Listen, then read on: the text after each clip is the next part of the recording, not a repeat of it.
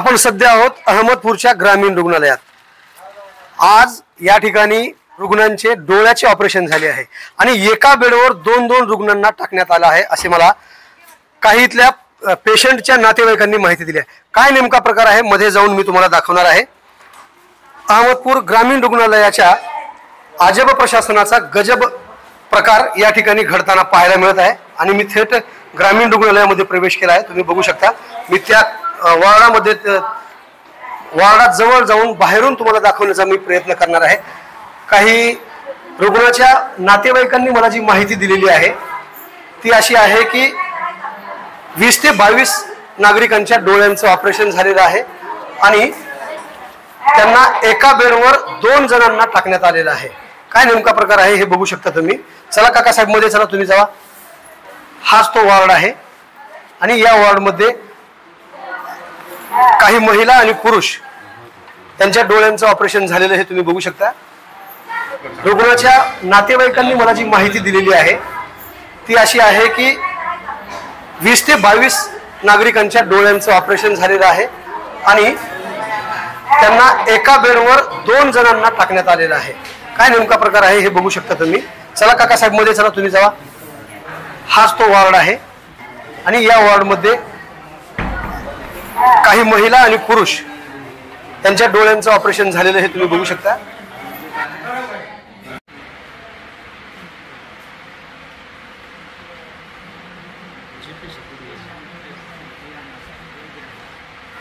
आणि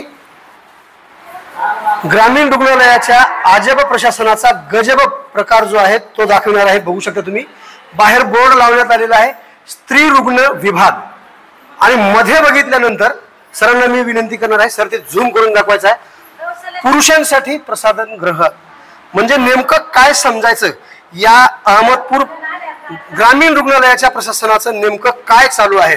बाहेर बोर्ड जर बघितला आपण तर स्त्री रुग्ण विभाग आणि आतमध्ये प्रवेश केल्यानंतर पुरुष प्रसाधन गृह, नेमका काय बोध घ्यायचा आहे आणि इथल्या ग्रामीण रुग्णालयाच्या प्रशासनाला कोणत्या शब्दात बोलायचं आहे हे मात्र सुचत नाही। कोण आहे पेशंट? आई है। कोणत्या बेडवर आहे? कॉलेजला एकदम कोपऱ्यातल्या। एका कॉटवर एकच पेशंट आहे का दोन आहेत? दोन आहेत। बघितलं तुम्ही? मी स्वतः जवळच। काय सांगायचं मग याबद्दल? प्रत्येकाला आपापली सोय असावी, वेगवेगळा काट असावा। हा आमच्या सासूबाई येतात डबल बेडवर आहेत, म्हणजे प्रत्येकांना असा कॉट असा भेटावा, म्हणजे असं दाटण वगैरे त्यांना परेशानी होणे पेशंटला, कारण डोळ्याचं ऑपरेशन असते ना, एकमेकाचे पाय वगैरे हात लागले तर त्यांच्या डोळ्याला त्रास होऊ शकते, त्यासाठी शासनाने सोय करावं। किती वाजता ऑपरेशन झालं? 12:30 वाजता झालं माझ्या सासूबाईचं ऑपरेशन। तेव्हापासून डबल बेडवरच आहेत का? हो, तेव्हापासून डबल बेडवरच आहेत सर। डॉक्टरला ह्याच्याबद्दल काही म्हणलात का तुम्ही? नाही बोललो सर, आता आम्ही अडचणी असल्यामुळे नाही बोललो आम्ही काही सरला। किती वाजता झालं? मी आता आले, बहीण होती माझी।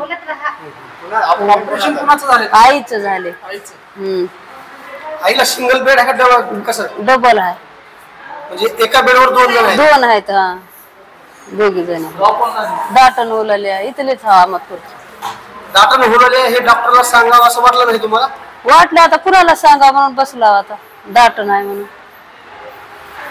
तर कोपऱ्यातच आहे एकडला, भिताडाच्या कडेला बघा की किती दाटण आहे तिला।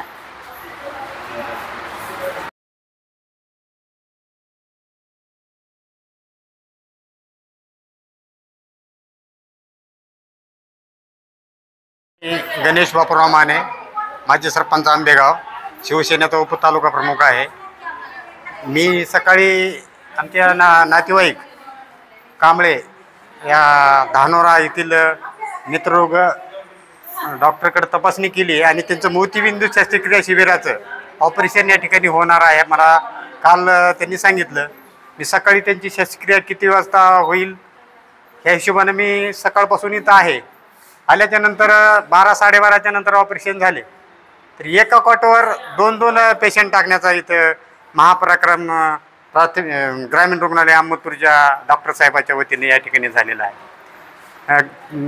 आता त्या मावशीने सांगितल्याप्रमाणे डोळ्याचं ऑपरेशन झाले, ह्या माणसाच्या डोळ्याला त्यांचा हात किंवा ह्या बाईच्या डोळ्याला त्यांचा जर हात लागला तर पुन्हा इजा होईल आणि पुन्हा जखम दुरुस्त होईल का? ते तुम्ही डोळ्याचं ऑपरेशन करायला का आंधळे करण्यासाठी आणला? हाच इथे या ठिकाणी मोठा प्रश्न आहे.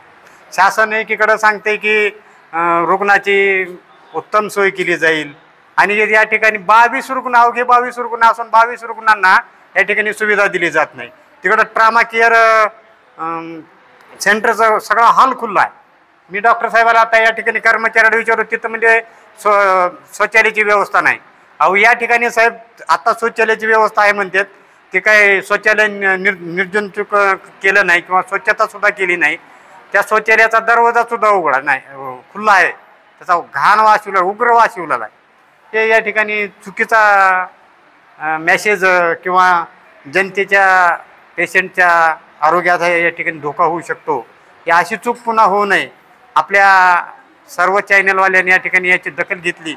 ताजे आणि महत्त्वाचे अपडेट पाहण्यासाठी पाहत रहा आवाज बहुजनांचा न्यूज लाईव्ह करता. शिवाजीराव गायकवाड, अहमदपूर, लातूर. आवाज बहुजनांचा.